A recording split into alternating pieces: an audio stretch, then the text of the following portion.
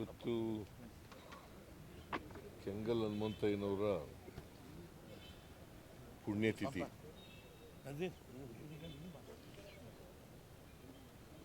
ಸರ್ಕಾರ ಪ್ರತಿ ವರ್ಷ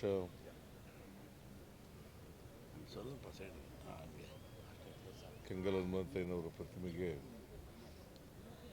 ಪುಷ್ಪಾರ್ಚನೆ ಮಾಡ್ತಕ್ಕಂಥ ಕೆಲಸ ಮತ್ತು ಅವರನ್ನು ಸ್ಮರಿಸ್ಕೊಳ್ತಕ್ಕಂಥ ಕೆಲಸವನ್ನು ಮಾಡ್ತಾರೆ.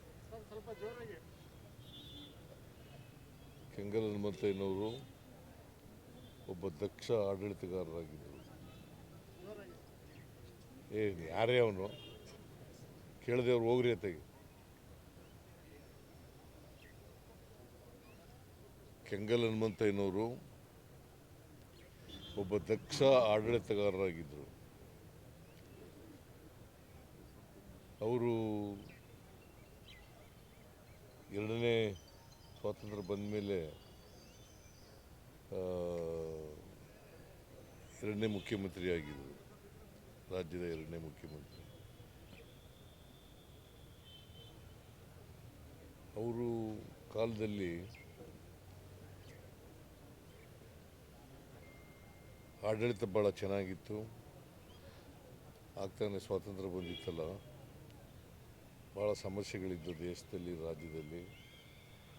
ಆ ಸಮಸ್ಯೆಗಳಿಗೆ ಪರಿಹಾರ ಮಾಡ್ತಕ್ಕಂಥ ಪ್ರಯತ್ನವನ್ನು ಮಾಡಿದ್ರು. ಇವತ್ತು ಈ ವಿಧಾನಸೌಧ ಇದೆಯಲ್ಲ, ವಿಧಾನಸೌಧನ ಕೆಂಗಲ್ ಹನುಮಂತಯ್ಯನವರು ಸ್ಥಾಪನೆ ಮಾಡಿದ್ರು. ಆದರೆ ಉದ್ಘಾಟನೆಗೆ ಅವರು ಮುಖ್ಯಮಂತ್ರಿ ಆಗಿರಲಿಲ್ಲ.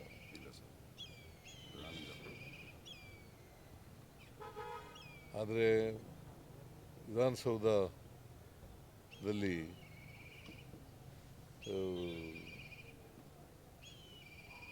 ಜನರ ಕೆಲಸ ದೇವರ ಕೆಲಸ ಅಂತ ಪರಿಸ್ಥಿತಿ. ಜನರ ಕೆಲಸ ದೇವರ ಕೆಲಸ ಅಂದರೆ ನಾವು ಜನರ ಪ್ರತಿನಿಧಿಗಳಾಗಿ ಕೆಲಸ ಮಾಡ್ತೀವಿ.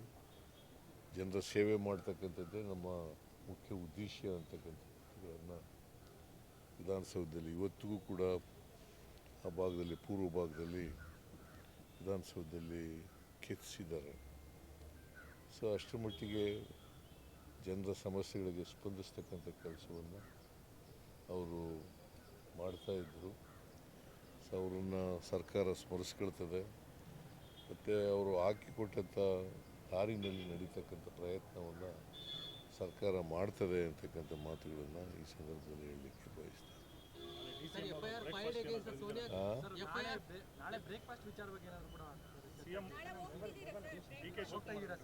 ಅವತ್ತು ಹೇಳಿದ್ರು ಮಂಗಳವಾರ ಬ್ರೇಕ್ಫಾಸ್ಟ್ ನಮ್ಮನೆಗೆ ಬಂದ್ಬಿಡಿ ಅಂತ. ಸೊ ನನಗೆ ಇವತ್ತು ಈ ಗಳಿಗೆವರೆಗೆ ಕರೆ ಬಂದಿಲ್ಲ. ಅವತ್ತು ಹೇಳಿದ್ದದು ಮೊನ್ನೆ. ಕರೆದ್ರೆ ಹೋಗ್ತೀನಿ. ಹಾಂ, ಗೊತ್ತಿಲ್ಲ, ಕರಿಬೋದು. ಕರೆದೇ ಕರೀತಾರೆ ಅಂತ ಅಂದ್ಕೊಂಡಿದ್ದೀನಿ. ಹಾಂ, ಹೌದಾ?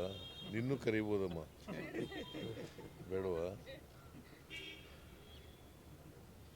ಡೆಲ್ಲಿನಲ್ಲಿ ಸರ್ವಪಕ್ಷ ಸಭೆ ಇದೆ, ತಾವೇನಾದರೂ ಹೋಗ್ತಿದ್ದೀರಿ? ಸರ್ವಪಕ್ಷ ಸಭೆ ಇಲ್ಲ, ನನ್ನೇನು ಕರೆದಿಲ್ಲ. ವೋಟ್ ಚೋರಿ ಬಗ್ಗೆ ನನ್ನೇನು ಕರೆದಿಲ್ಲ.